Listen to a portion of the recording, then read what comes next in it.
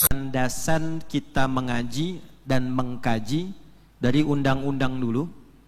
Nanti relevansi undang-undangnya apa kaitannya dengan peristiwa Isra Mi'raj dan pendalilan di dalam Al-Quran, sehingga kita yang mungkin selama ini belum sempat mendalami atas dasar-dasar undang-undang kita memiliki nilai yang dalam dari segi keagamaan bisa tercerahkan kembali.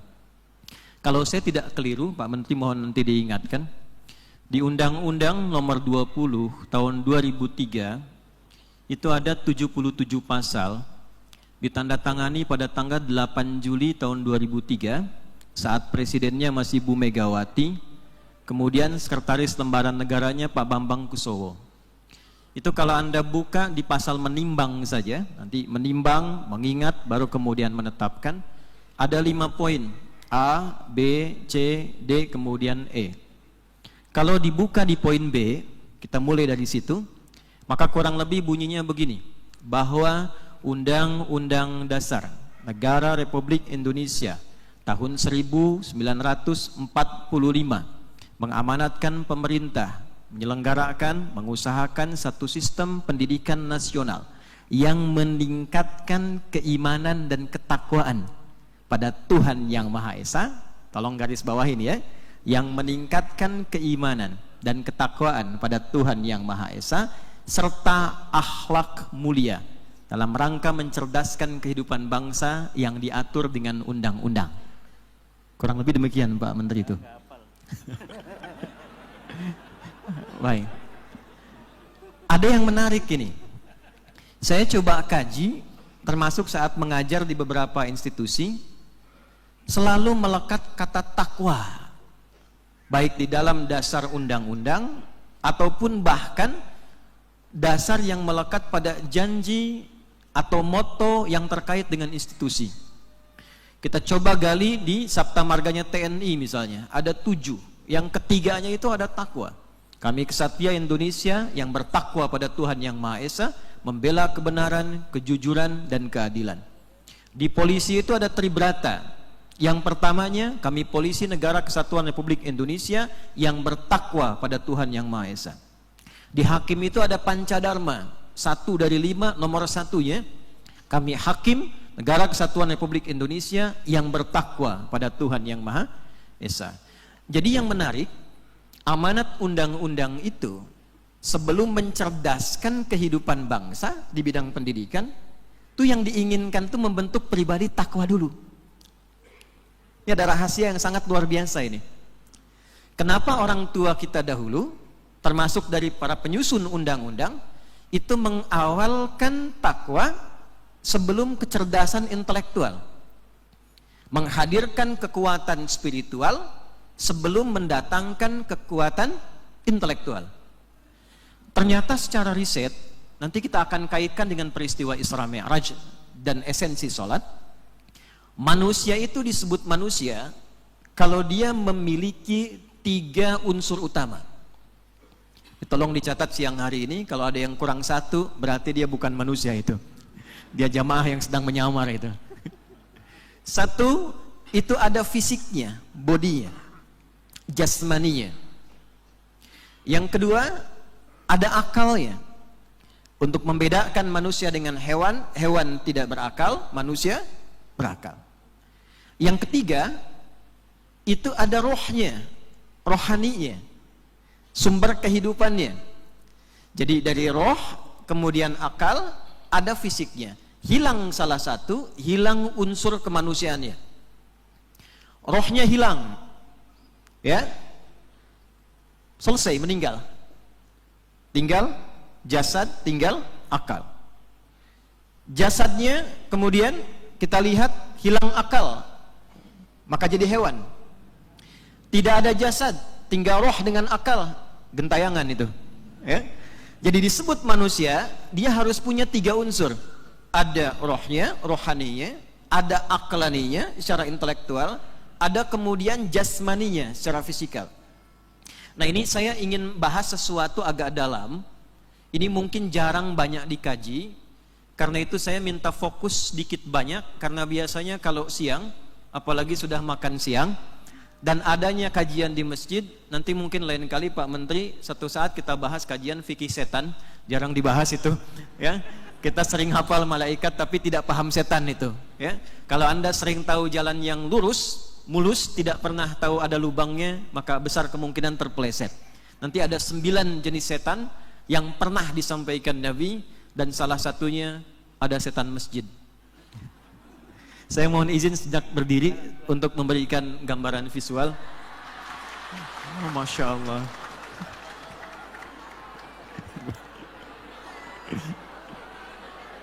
Doanya dikabulkan ya.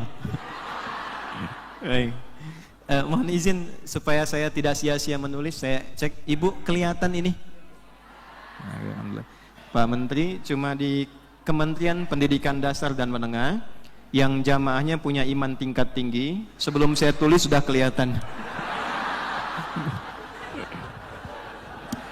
Dari sekian kementerian, saya cuma dapatkan di sini itu.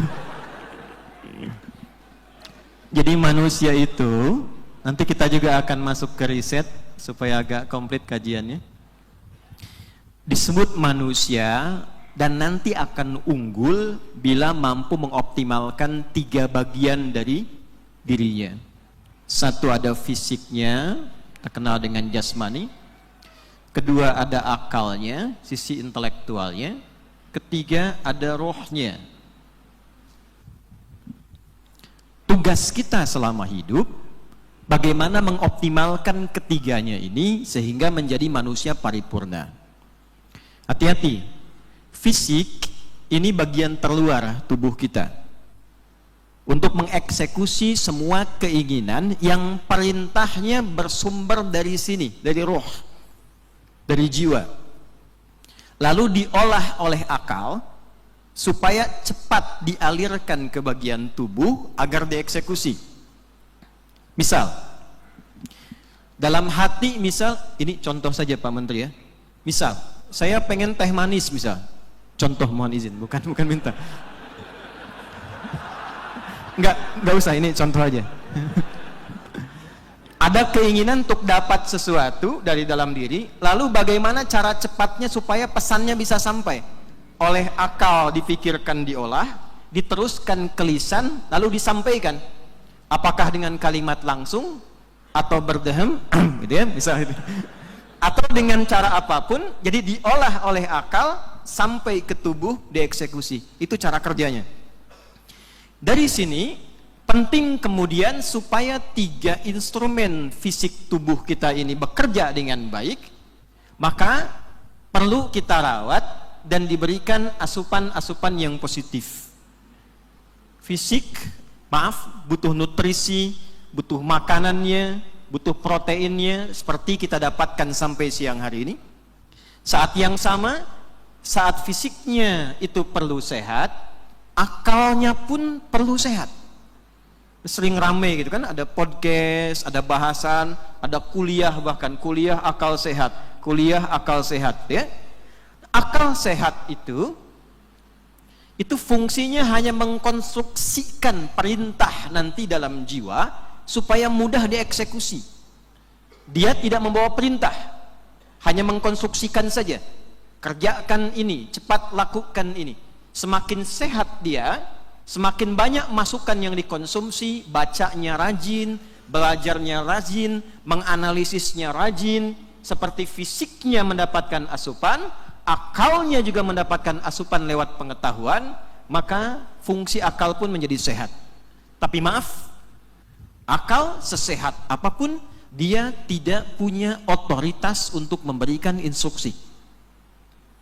Semua sumber instruksi yang diolah oleh akal dan diteruskan cepat ke bagian fisik, sumbernya semua ada di sini. Ini sumber kehidupannya. Roh masuk ke dalam fisik menjadi nafas namanya. Dari sini muncul istilah bernafas. Quran surah ke-92 di ayat 7 sampai 10.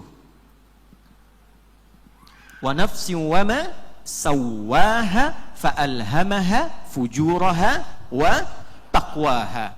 Maka demi jiwa di dalamnya ada roh yang telah aku sempurnakan saat masuk ke dalam tubuh. Jadi roh ditiupkan masuk ke tubuh kita, kurang lebih usia 4 bulan kandungan. Yang baca Al-Arba'in nomor hadis yang keempat, ya. Kalau di Quran kita lihat di surah ke-7 ayat 189, kemudian ditegaskan di Quran surah ke-15 ayat ke-28 dengan cepat. Roh ditiupkan, masuk jadi nafas, kita bisa bernafas. Nah, saat roh masuk itu, ada 2 bagian di tubuh kita nanti yang memberikan instruksi kehidupan. Satu yang positif disebut takwa namanya. Ini ada kutub takwa yang positif. Yang kedua, itu sebetulnya tidak disebut lawan langsung. Saya sering mengistilahkan dengan katalis namanya. Supaya bisa membawa yang positif ini, yang baik-baik muncul ke permukaan. Namanya fujur. Ya. Lawan dari takwa itu namanya fujur. Asalnya begini. Yang negatifnya. Jadi semua instruksi kebaikan, sifat-sifat baik, jujur, sabar, rendah hati, penyayang, perhatian, itu bila diakumulasikan keseluruhannya, namanya disebut satu saja istilahnya, takwa. Jadi kalau Anda lihat takwa, itu semua akumulasi sifat-sifat baik. Di sini ada jujur, di sini ada sabar, di sini ada rendah hati, dan seterusnya, seterusnya, seterusnya. Lawan dari ini itu fujur. Jadi kalau di sini ada jujur, di sini ada dusta. Walaupun Anda mengatakan tidak ada dusta di antara kita, potensinya tetap ada. Oke? Kalau di sini ada sabar, di sini ada apa? Marah. Kalau di sini ada rendah hati, di sini ada sombong. Demikian seterusnya. Perhatikan. Ini pancaran yang kurang baiknya, ini pancaran positif yang baiknya. Kalau ini keluar tidak pernah dirawat, takwanya tidak pernah dirawat, tidak pernah dimunculkan, tidak pernah kita coba untuk hadirkan ke permukaan, maka nanti ini yang dominan. Rambatan keburukan disebut fujur, rambatan kebaikan disebut fajar. Wakil Menteri yang besok ulang tahun insya Allah, kita doakan beliau diberikan keberkahan. Baik. Jadi kalau ada wakil menteri di Kementerian Pendidikan Dasar dan Menengah namanya Fajar, itu akan merambatkan nilai-nilai positif dan kebaikan dalam kementeriannya. Tidak cukup dengan amin, kita lihat pembuktiannya nanti itu. Baik. Kalau dia memancar secara materi disebut infajar namanya. Quran surah ke-2 ayat 60.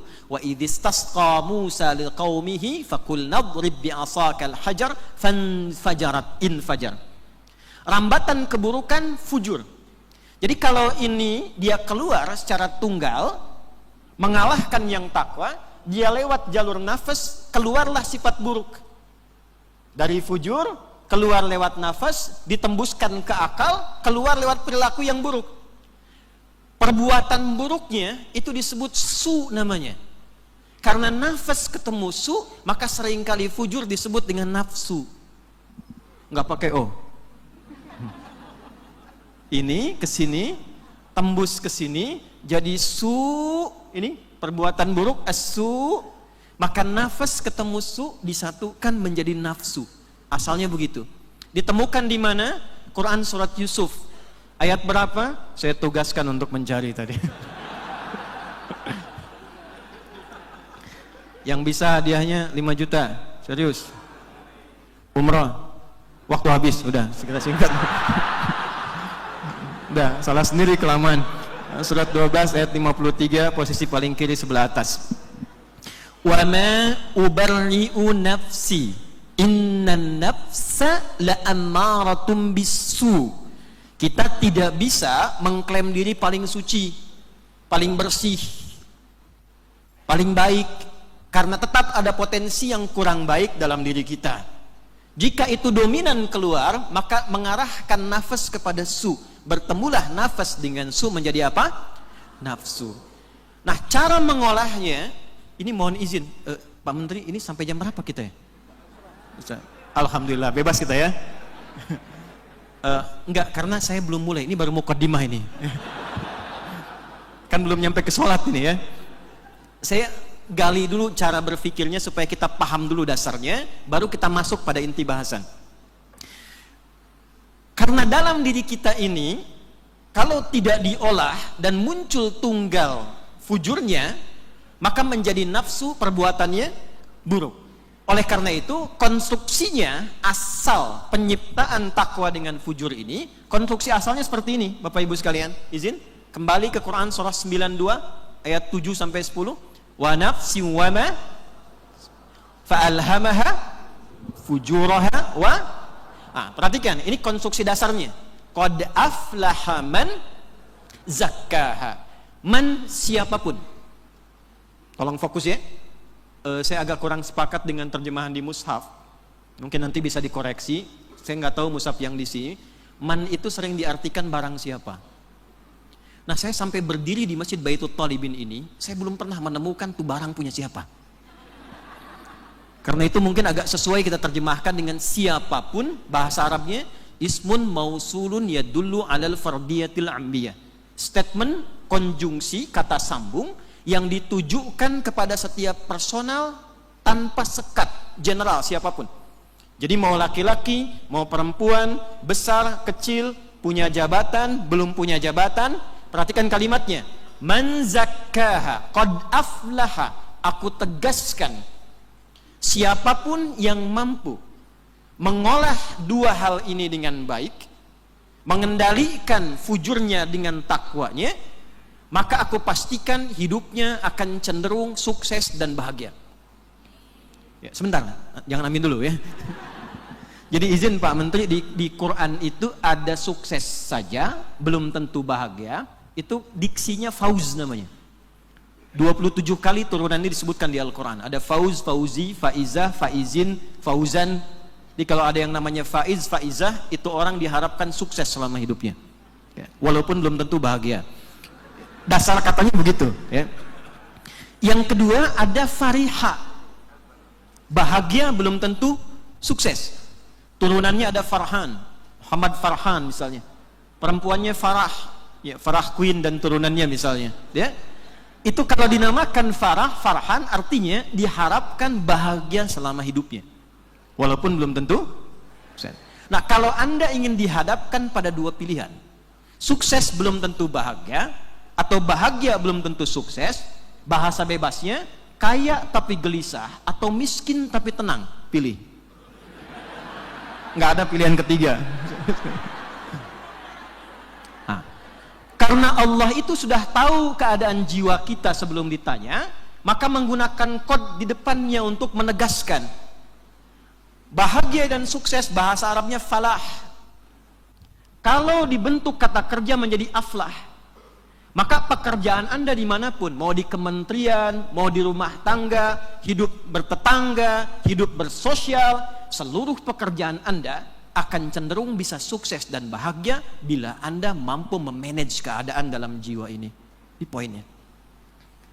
Diajarkannya asalnya bagaimana? Zakkaha, diterjemahkan dengan mencuci.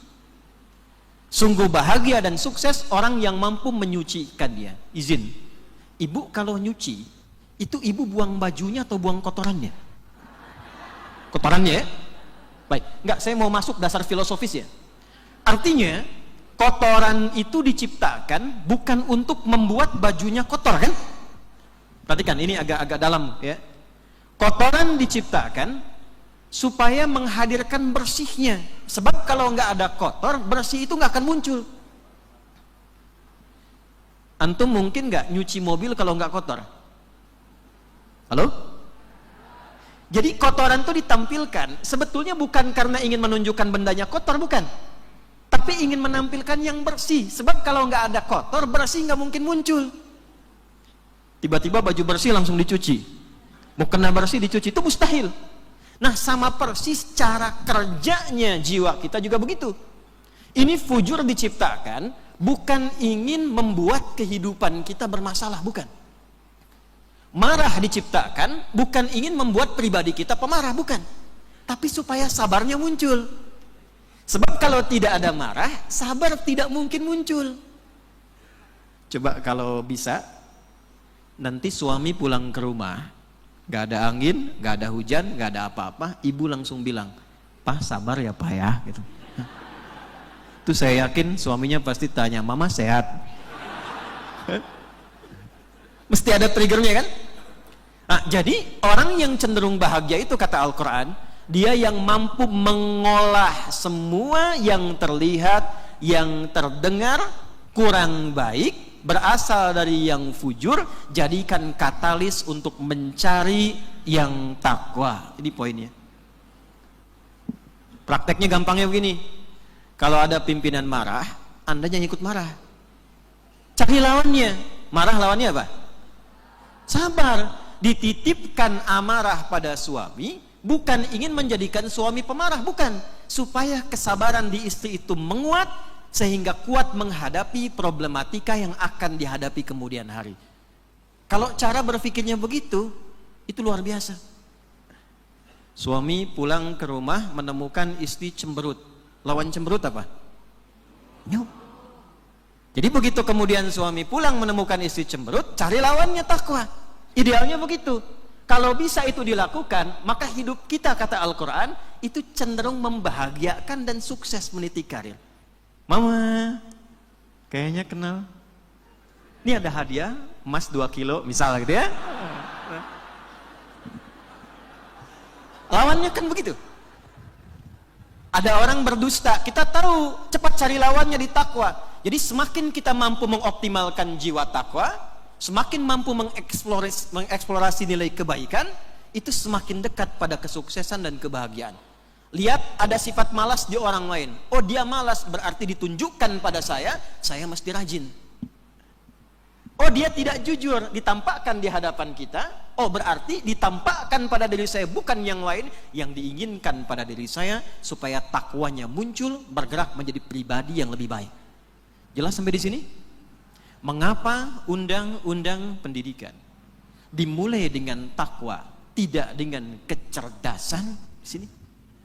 Karena secerdas apapun manusia dengan karakter intelektualnya, bila jiwanya bermasalah, moralnya pasti rusak. Yang berbahaya, akalnya diberikan asupan, gelarnya tinggi, belajarnya tinggi, tapi kehilangan kepribadian di karakter moral yang ada di spiritualnya, maka kecerdasan yang dimiliki tidak akan pernah mengarahkan kepada kebaikan-kebaikan dan maslahat. Saya tanya pada Anda, yang korupsi itu orang pintar atau orang bodoh? Semakin pintar kan semakin banyak ngambilnya, ya kan? Yang ke masjid juga begitu. Jumatan takbir pertama mundur cari kotak infak. Itu kalau nggak punya bakat, itu bahaya. Yang nggak punya bakat saja membahayakan. Ini dilatih dengan pengetahuan. Seorang pencuri motor pemula, praktek, dia kehilangan 3 detik. Kata pimpinannya selesaikan dalam 3 detik, dia masih 5 detik masih bergerak. Dia bilang sama pimpinannya, "Bos ini susah." Kata pimpinannya, "Sabar, terusin aja." Anda bisa bayangkan tuh, ya, kepintaran intelektual untuk mencari kata dan dorongan-dorongan tadi ditempatkan pada posisi yang salah. Itulah sebabnya kenapa undang-undang mendahulukan ketakwaan dibandingkan dengan kecerdasan intelektual, karena para pendiri negeri ini menginginkan orang-orang yang membangun negeri ini, generasi emas ke depan, memiliki seluruh kematangan dalam bagian dirinya, baik kematangan spiritual, kematangan intelektual, dan kematangan fisikal. Kalau sudah seperti ini, baru kita bicara generasi emas, baru kita bicara masa depan, dan baru kita bicara bagaimana membangun ke depan. Ini mukaddimahnya. Sekarang kita masuk kepada inti pembahasannya. Saya mohon izin agak saya lambatkan sedikit, agak saya pelankan. Bagaimana cara kita bisa mengeksplorasi jiwa takwa ini sehingga bisa menjadi pribadi yang baik seutuhnya, mensupport pada kecerdasan akal, dan bisa diterjemahkan dalam kehidupan fisikal kita. Di dalam Al-Quran, kata takwa ini yang mengiringi nafas disebutkan sebanyak 115 kali beserta seluruh derivasinya. Dan penyebutan yang pertama Di dalam surah kedua Al-Baqarah, di ayat kedua sampai dengan ayat kelima, setidaknya diisyaratkan ada 3 amalan yang bila itu dikerjakan, maka bisa mampu merubah kehidupan pribadi khususnya seorang muslim, bisa menjadi lebih baik, lebih pintar, dan lebih kuat. Perhatikan statementnya ya, lebih baik, lebih pintar, dan lebih kuat. Dan nanti kita akan lihat di akhir, semua sahabat Nabi yang diajarkan 3 amalan pokok ini, seluruhnya dengan seluruh profesi mereka yang berbeda-beda, mendapatkan 3 keutamaan ini. Fisiknya dikenal paling kuat, orangnya dikenal paling pintar, jiwanya dikenal paling soleh, dan semua profesi mereka apapun itu selalu sukses di bidangnya dengan capaian tertinggi. Quran surah kedua Al-Baqarah di ayat yang kedua sampai 3, saya cepat. Dzalikal kitabul la hudal lil. Siapa muttaqin, orang takwa yang dimaksudkan di situ? Isi Al-Quran itu, kata Allah, jangan pernah Anda ragukan kandungannya. Di dalamnya ada pedoman berkehidupan yang sangat bermanfaat untuk orang takwa. Siapa orang takwa itu ya Allah? Ayat 3-nya, alladzina. Catat ini. Tuh. Ketika Quran menawarkan tentang ketinggian takwa, kata yang ditampilkan itu bukan tunggal. Bentuknya konjungsi dalam bentuk jama', kata sambung bentuk jama', alladzina, disebutkan 1080 kali dalam Al-Quran. Ismun mausulun yadullu alal jam'iyatil jama'. Paham? Tidak. Kata sambung, konjungsi yang menunjuk pada makna jama' tanpa sekat. Siapapun tanpa kecuali, laki-laki, perempuan, besar, kecil, tua, muda, ditawarkan secara terbuka pada semuanya. Seakan Allah ingin mengatakan begini, aku buka pada siapapun yang ingin menjadi manusia paripurna seutuhnya, masuk pada golongan takwa. Apakah engkau perempuan, apakah engkau laki-laki, punya jabatan, punya status, orang biasa saja, semua terbuka tanpa kecuali. Syaratnya, kata Allah, sebagai berikut. Perhatikan dan lihat korelasinya dengan undang-undang yang tadi kita bacakan. Alladzina yu'minuna bil ghaibi wa yuqimunas. Ketemu di situ? Alladzina yu'minuna, yaitu orang-orang yang mau meningkatkan kualitas imannya. Sambungkan ke undang-undang Sisdiknas tadi, ya, mengamanatkan pemerintah, mengusahakan, menyelenggarakan satu sistem pendidikan nasional yang meningkatkan keimanan. Selaras ya? Oh, hati-hati nih. Jadi poin pertama sudah dapat nih.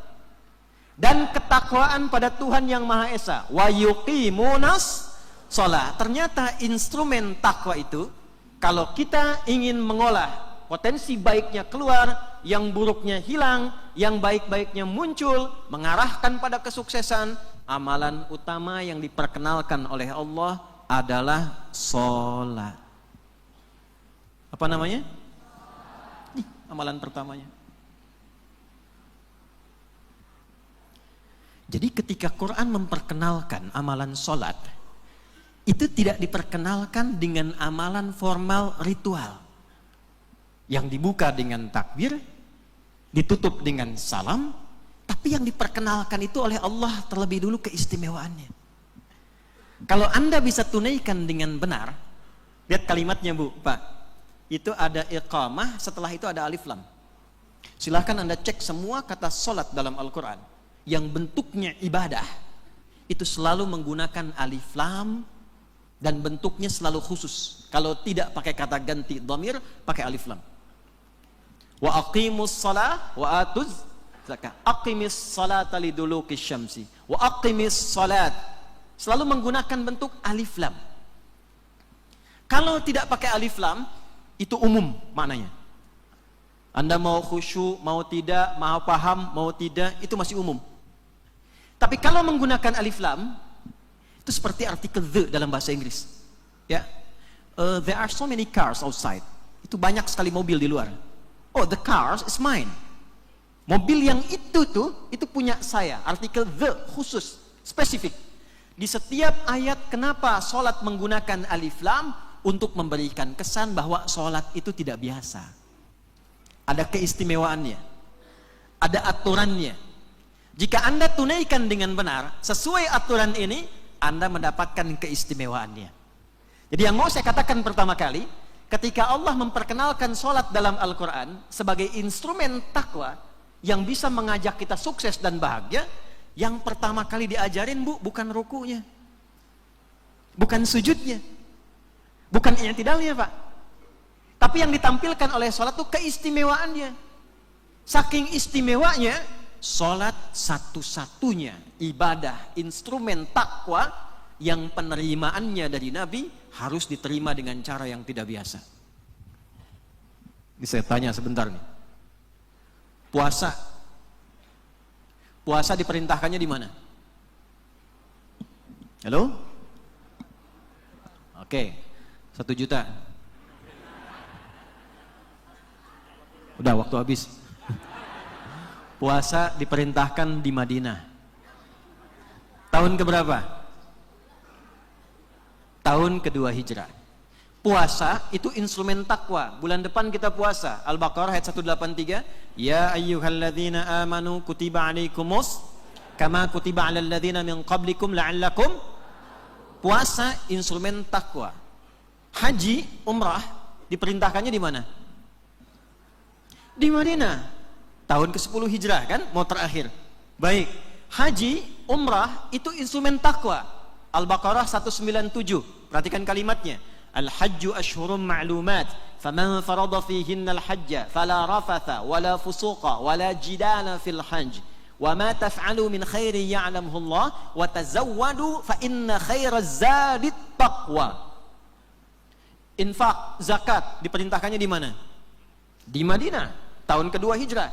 Anda bayangkan, zakat itu masih diperintahkan di Madinah, di bumi. Haji di bumi. Perhatikan kalimatnya. Umrah juga dengan demikian. Tapi sholat itu berbeda.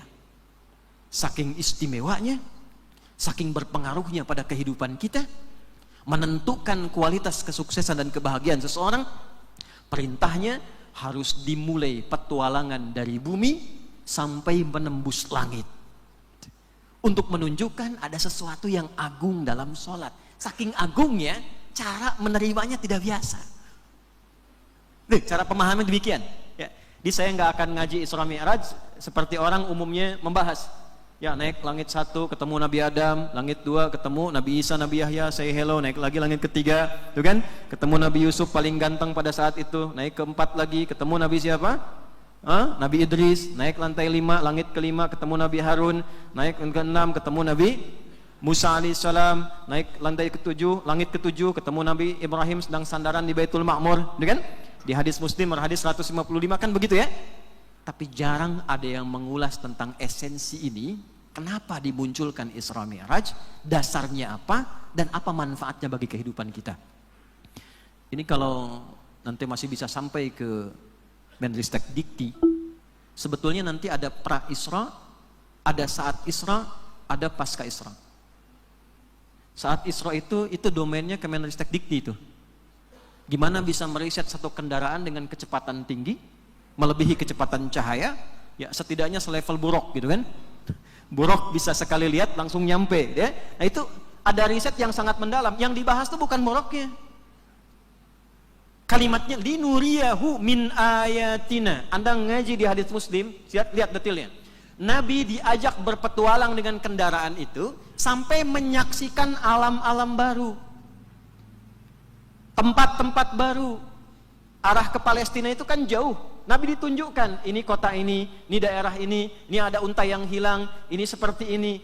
Singkatnya begini, Nabi diajarkan meriset jauh, tidak hanya dalam skala lokal, tapi sampai keluar.